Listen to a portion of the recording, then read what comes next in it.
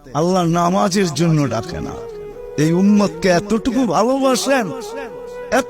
ভালোবাসেন যে আল্লাহ কথা বলার জন্য ডাকেন, নামাজের জন্য ডাকেন না। এই জন্যই মনে হয় কিতাবালা লেখছে মুসাল্লি উনাজি রব্বা, নামাজি আল্লাহর সাথে কথা বলে। রাত্রটা যখন পার হয়ে যায়, সুবে সাদেক যখন হয়ে যায়, তো আল্লাহ চিৎকার দিয়ে মনে হয় বলতে থাকেন, রাতটা পার হয়ে গেল, তোর সাথে কথা হইল না, জলদি একটু উঠ না, একটু আয় না, তোর সাথে একটু কথা বলি না।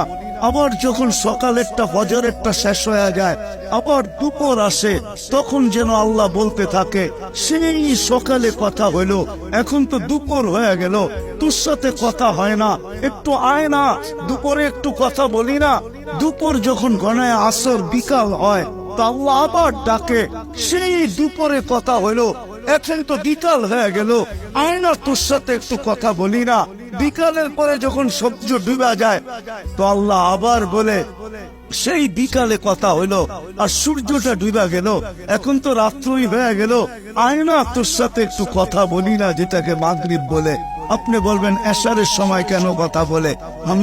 আমার মন বলে এশারের সময় মনে হয় এই জন্য কথা বলেন যে একটু পরেই তো ঘুমায়া যাবি, কাল সকালে উঠাইলে তো উঠবি, যদি না উঠাই তো আর কোনোদিন উঠা হবে না, চিরদিনের জন্য নিদ্রা হয়ে যাবে, তোর সাথে আমার কথাও হবে না, একটু পরে তুই ঘুমায়া যাবি, আয়না শেষমেশ তোর আর আমার একটু কথা হইয়া ঘুমা।